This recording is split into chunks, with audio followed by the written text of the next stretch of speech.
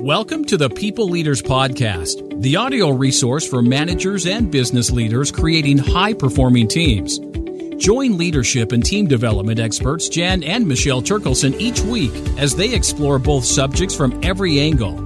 Through practical tips, valuable insights, and compelling interviews with leadership experts around the world, you'll learn how to bring out the best in your staff and how to give your best as a leader. Jan, back again. Yeah. So what we're going to talk about today is that very elusive statement, how do I motivate my team? It's more of a question. Okay, so what's motivation? What's your definition of motivation? The desire to do something. Right, it's okay. What is going to drive my behaviour to do something. Right. So as a people leader, if I'm interested in this topic, there is obviously some lack of desire to do what it is that they're accountable to do or what you want them to do. Right. Which leads to this thing around what is my role in this? Yeah? That's right. Because I suppose the real underlying message here is that you actually can't motivate anybody to do anything. What you can do are set up some agreements in terms of what they can agree to, what you can agree to, but we'll talk about that a little bit later on. The first thing that we want to talk about is how motivated are you? Yeah. That's the big question here. It always starts with you. Yeah, it always starts with you. So if we were to ask you on a scale of 1 to 5, 5 being off the charts, totally motivated, how motivated are you in terms of your people leadership role at the moment? And if it's anything below 3, then yeah, maybe there are some things that you could put in place. So as a feeler, if you were to say, so how motivated do you feel? Then perhaps I could say, well, I feel motivated because I have a level of enthusiasm. I look forward to getting into work, or I look forward to nutting this particular project with my team. I'm looking forward to having some one-on-one conversations. So these are some of the indicators that you're motivated. For a thinker, maybe their motivation is in the task itself. Oh yeah, have I achieved this goal? I want to get this and this done. I'm definitely on target. I know what I need to do in order to move forward. Yeah, it's more about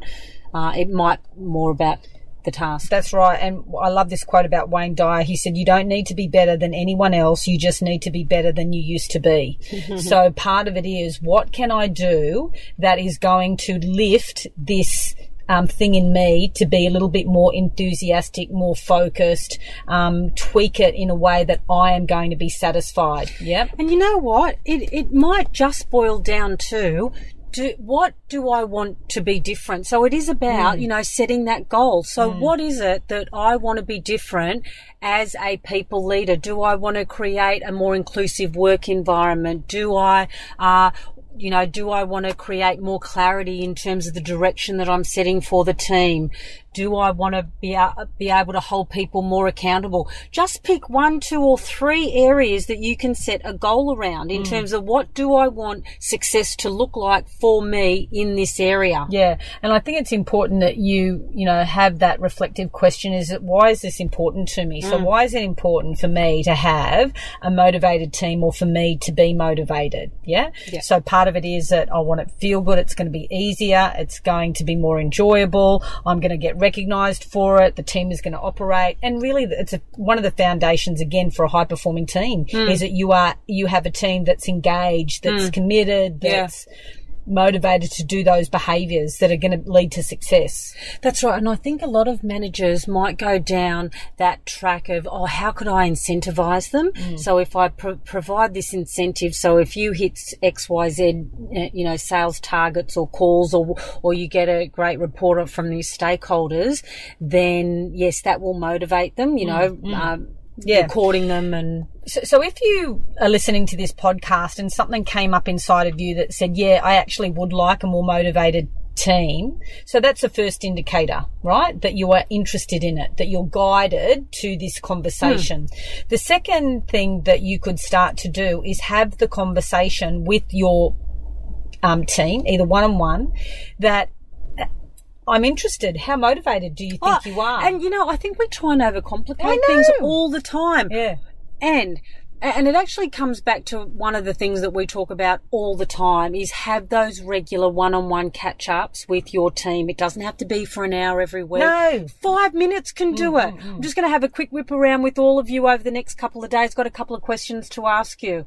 I'm really keen to it's find about out motivation. I'm not going to keep you in the dark. That's right. Like, I'm interested in it. It can be as simple as something like that, you know, instead of a big line in the sand and we're going to do things differently. I'm just interested because I want to create a high-performing team. And high-performing teams incrementally make shifts, experiment. They're curious. So if you're curious about motivation, then why not ask your team? Start with yourself and then go to your team. And you alluded to this before, is as a people leader, you want to create the conditions that allow people to, I suppose, work in a way that is, collaborative, engaging, and demonstrates a level of motivation.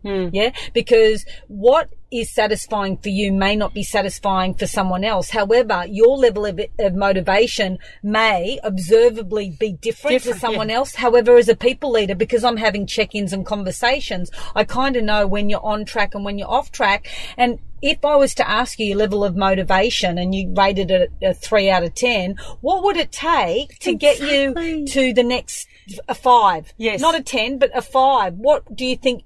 And I'll give you some time to think about it. And if you want my feedback, we could do that as well. And what a great, and you know what? If you don't have or you do have a big team, it's very difficult to get around.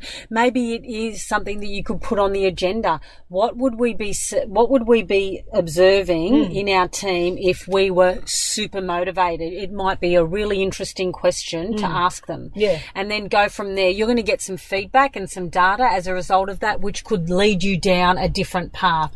And you could find a couple of people who go, yeah, I'm totally motivated. I love my work. I love what I'm doing. And then you're going to have another few people saying, well, I'd be doing work that I really enjoyed. Hello, red flag. You got a red flag right there that you can actually then take offline and do something with. Okay. So to wrap up, if we were to give people listening 3 things that they could start doing around, you know, how to develop a more motivated team. The first thing, I think your point, Michelle, was to turn it back on yourself. How motivated am I? And what are the behaviours that I am demonstrating to others that would lead them to think I am a motivated people leader? And if I'm not motivated, what are some of the things or goals that I could set for myself that would lead me down a path of feeling more motivated and do something about it? Yeah. The second thing that I would do as a people leader is ask my team, either individually or in a team meeting, around our level of engagement or motivation, get their feedback, because having buy-in and this, I suppose, sense of inclusiveness is very important for motivation. So definitely ask questions, because that way you're getting input, you're getting them to be solution focused, and you're allowing them to come up with some of the solutions, to this. And the third thing around motivation, Michelle, I think it's around acknowledgement. You know, like, are we acknowledging people for the work that they do and how they do it? Because it's such a fundamental need. It's like filling up the cup, because when I am being acknowledged and I have some kind of oversight from my people leader who understand my contribution to the team, and they're actually articulating that, and actually sets people up for a better feeling thought to then be able to demonstrate the behaviour.